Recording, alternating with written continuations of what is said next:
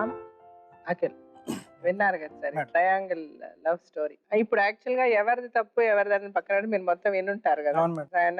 మీ analysis ఏంటి, వీళ్ళ mind set ఎలా ఉంది, వీళ్ళు ఎలా ఉంటే హ్యాపీగా ఉండగలుగుతారు, మీరేమనుకుంటున్నారు చెప్పండి. ఏ వయసులో చేయవలసినటువంటి పనులు ఆ వయసులో చేయాలి అని పెద్దలు ఊరికే చెప్పలేదు. చదువుకోవాల్సినటువంటి వయసులో చదువుకోవాలి, ప్రేమించే వయసులో ప్రేమించాలి, పెళ్లి చేసుకునేటటువంటి వయసులో పెళ్లి చేసుకోవాలి. ఇవన్నీ కూడా వెనక్కి ముందు, ముందుకు వెనక్కి వెనక్కి అయినాయి అని మనకు క్లియర్గా తెలుస్తుంది. అటువంటి పరిస్థితుల్లో ఏమవుతుందంటే జీవితాలు ఇలాగే తారుమారైపోతుంది.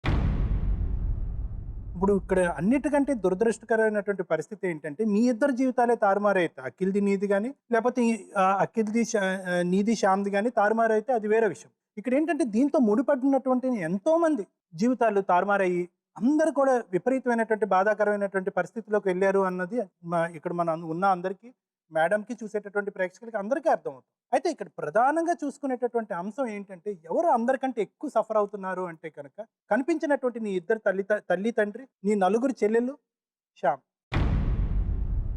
అందరికంటే ఎక్కువ సఫర్ అవుతారు. అంటే ఏంటంటే దీర్ఘకాలికంగా వాళ్ళకి ఒక మానసిక శోభం అనుభవించేది ఎవరు అంటే కనుక ఎవరైతే నేను మెన్షన్ చేసిన వాళ్ళు. మిగతా వాళ్ళు అనుభవించట్లేదు అని అనట్లేదు. కానీ ఏంటంటే సైకలాజికల్గా చూసుకుంటే కనుక దీని యొక్క ప్రభావం ఎక్కువ కాలం ఎవరి మీద ఉంటుందంటే నేను మెన్షన్ చేసినటువంటి ఈ వ్యక్తుల మీదే ఉంటుంది.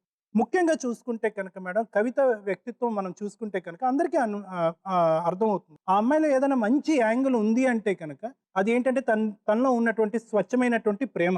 ఆ స్వచ్ఛమైనటువంటి ప్రేమ ఫైనల్ నిర్ణయం వరకు వెళ్ళలేకపోయింది అనేటటువంటి బాధ.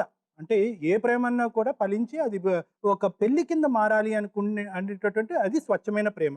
ఆ కోరిక నీలో ఉంది కానీ దాంట్లో ప్రధానంగా లేనటువంటి అంశం ఏంటంటే స్కిల్స్ టు డీల్. అంటే ప్రతి ఆడపిల్లకి కానీ ప్రేమించే ప్రతి మగపిల్లవాడికి కానీ ఒక సిచ్యువేషన్ని డీల్ చేయగలిగేటటువంటి కెపాసిటీ ఉన్నప్పుడే వాళ్ళ ప్రేమ ఫలిస్తుంది. అంటే ఏంటంటే మనుషుల్ని కానీ వ్యవహారాలని కానీ డీల్ చేయగలిగేటటువంటి కెపాసిటీ. 4 సంవత్సరాలు ప్రేమించి ఎక్కడా కూడా ఆవగింజంత కూడా మీ అమ్మమ్మకు కానీ మీ తల్లిదండ్రులకు కానీ తెలియకుండా నువ్వు అతి తెలివితేటలు చూపెట్టి జాగ్రత్త పడ్డావు. ఇది నెంబర్ 1. నెంబర్ 2 ఏంటంటే నీకు చెప్పేటటువంటి వాళ్ళు అక్కడ లేకపోవటం అనేది ఒక దురదృష్టకరమైనటువంటి పరిస్థితి.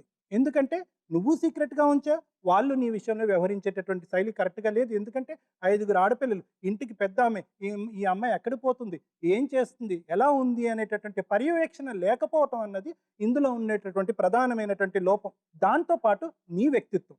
నువ్వు ప్రేమిస్తున్నప్పుడు అరే నేను ఇంటికి పెద్దదాన్ని, నా తర్వాత 4 చెల్లెళ్ళు ఉన్నారు, ఇది ఒక కులాంతరమైనటువంటి వివాహము, తల్లిదండ్రులు దీన్ని యాక్సెప్ట్ చేస్తారా లేదా, నా పెళ్ళి అవుతే కనుక నా చెల్లెళ్ళు పెళ్ళి అవుతుందో అనే దూరదృష్టి నీకు లేదు.